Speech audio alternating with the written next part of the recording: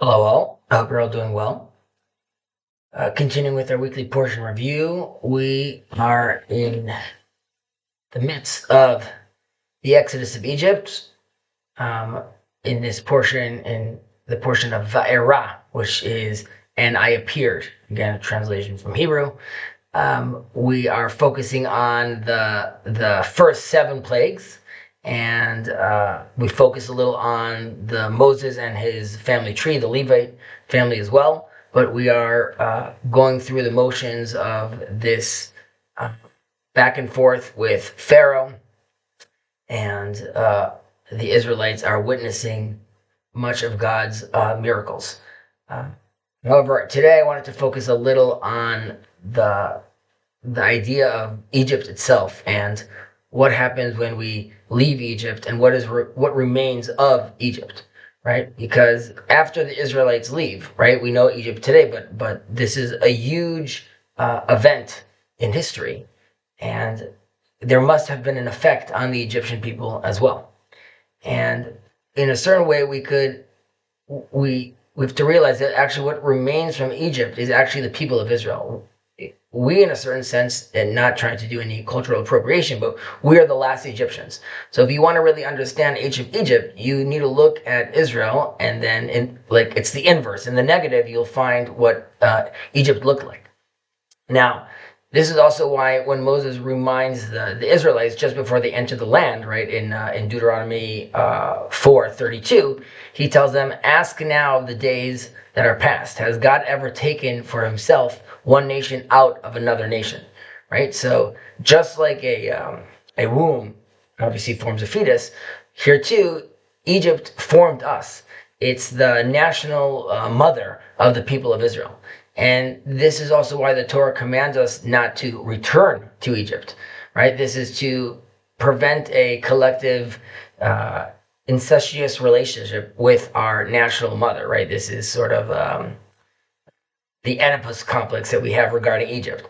And the Torah also commands us, you shall not despise an Egyptian, for you were a sojourner in his land, right? We were there beforehand, and we have to realize the relationship we had with them.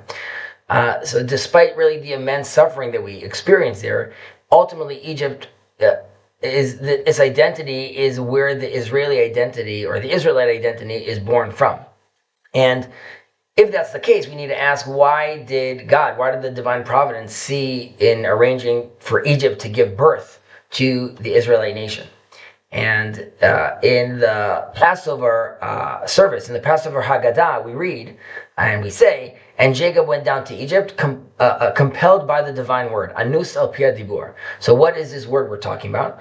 The Kabbalistic sages explain that this is really referring to the divine word which the world was created, right? As we say in Psalms, "By the word of the Lord the heavens were made." Now, from that word, humanity was ultimately created, and many nations descended from it until the word actually reaches its final and finest result at that time, which is the Egyptian nation, which is tremendously powerful. They had a very, very developed theology as well.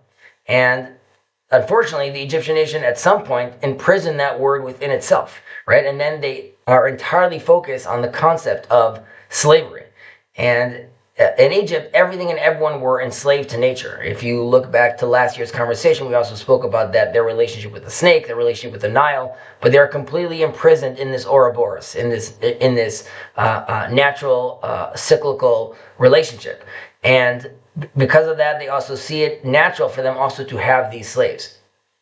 Now, finally, it has come the time to release this word that's trapped in Egypt and open up its mouth. Right? In Hebrew, Pesach, opening a speaking mouth, a verbal mouth, is also Pesach for Passover as well. So there's a little linguistic game there that we can notice. And really for this purpose, God planted the seed of freedom in Egypt.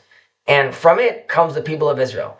And in due time, the word would actually emerge from Egypt and be freed from Egypt together with the Egyptian people itself. So God really freed the world And by freeing us, by the action of the Exodus, he is letting the world know this message of freedom.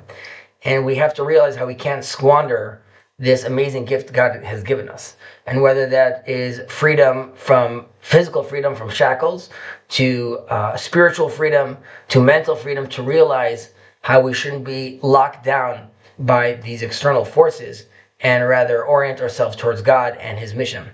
I wish us all a Shabbat Shalom. Take care.